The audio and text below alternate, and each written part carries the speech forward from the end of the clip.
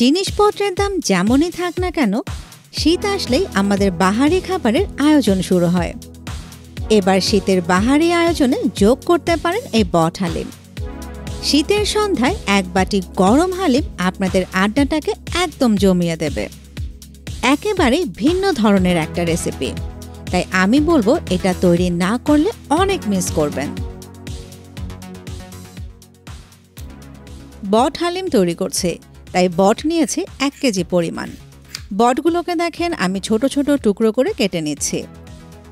ছোট ছোট টুকরো করে কাটলে তাড়াতাড়ি সফট হয়ে যাবে, আবার খেতেও ভালো লাগবে। আপনারা আপনাদের পছন্দ মতো কেটে নেবেন। আপনারা গরু বা খাসি যে কোনো বট দিয়ে এই হালিমটা তৈরি করতে পারেন। বটগুলো আমি সুপার স্টোর থেকে কিনেছি। এগুলো আগে থেকেই পরিষ্কার করা, তাই সেদ্ধ করা বা পরিষ্কার করার কোনো দরকার নেই। কাটা হয়ে গেলে বটগুলোকে পানি দিয়ে ভালো করে পরিষ্কার করে পানিটা ঝরিয়ে তারপরে ম্যারিনেট করতে চলে যাব। কাজটাকে সহজ করার জন্য আজকে ব্যবহার করছি এসিআই পিওর ব্র্যান্ডের শাহী হালিম মিক্স। একটা প্যাকেটে 2টো স্যাশে থাকে, একটা ডালের মিক্সিং আর একটা হচ্ছে মশলার মিক্সিং।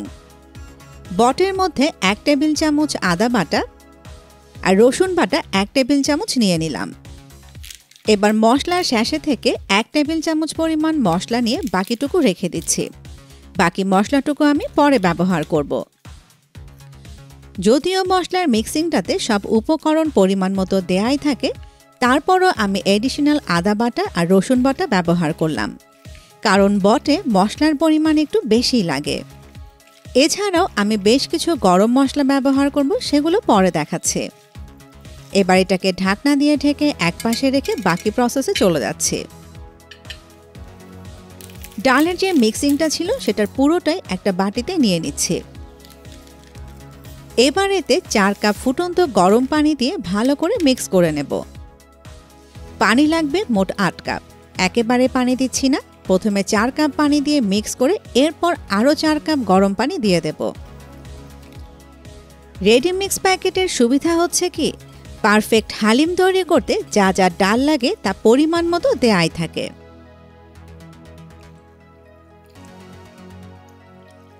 আবারও একটু মিক্স করে এটাকে একপাশে রেখে রান্নার প্রসেসে চলে যাচ্ছে।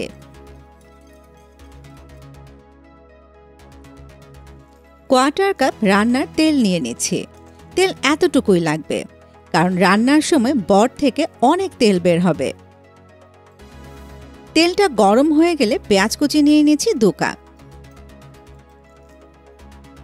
এবার চুলোর আঁচটাকে ফুল রেখে পেঁয়াজগুলোকে ভেজে নেব পেঁয়াজের রংটা চেঞ্জ হওয়া পর্যন্ত। পেঁয়াজের রংটা দেখেন চেঞ্জ হয়ে গেছে। এবার কিছু গোটা গরম মশলা দেব।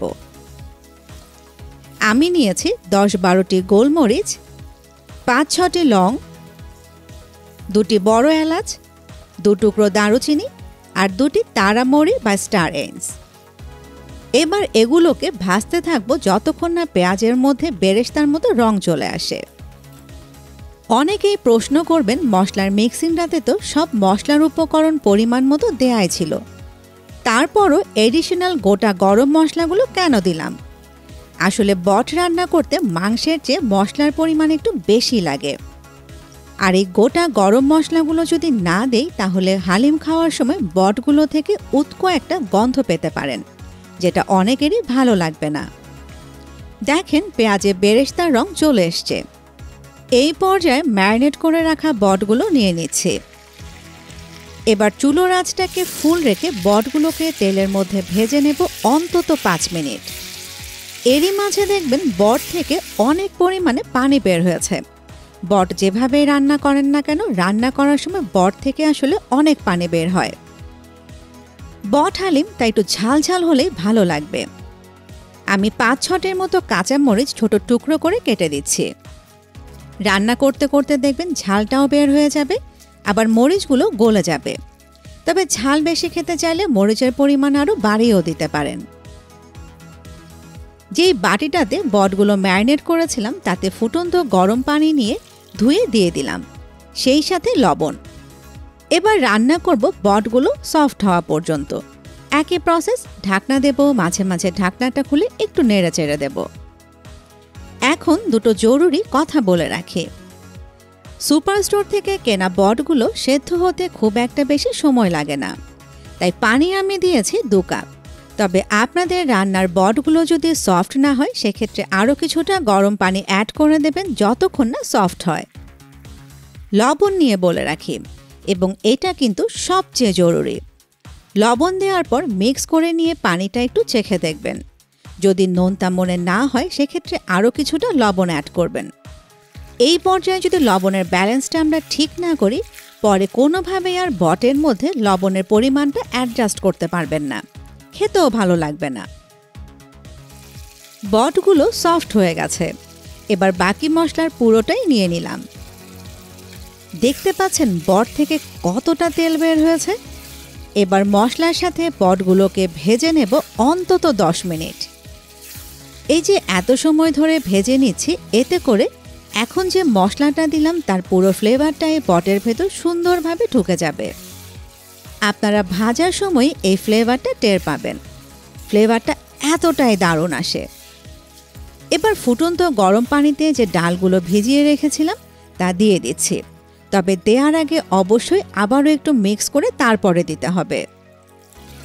ডালের মিক্সিংটা দেওয়ার পরপরই অনবরত নাড়াচাড়া করে হালিমটাকে রান্না করতে হবে। নাড়াচাড়া যদি বন্ধ করি তাহলে ডালগুলো দলা বেঁধে যেতে পারে, আবার থেমে থাকলে ডালগুলো অসম্ভব ছিটে। তাই আমার মতো আস্তে ধীরে নাড়াচাড়া করে হালিমটাকে রান্না করে নিতে হবে। হালিম রান্না করা যদিও একটু কষ্টকর, খেতে কিন্তু দারুণ লাগে।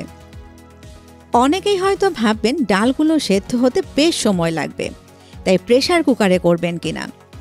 আসলে ডালগুলো যেহেতু ফুটন্ত গরম পানি দিয়ে লম্বা সময় ধরে ভিজিয়ে রেখেছিলাম, তাই এগুলো সেদ্ধ হতে খুব একটা বেশি সময় লাগবে না।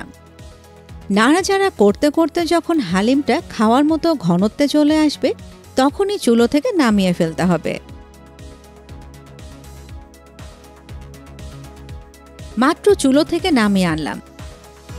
হালিমটাকে কিন্তু একটু পাতলা মনে হচ্ছে।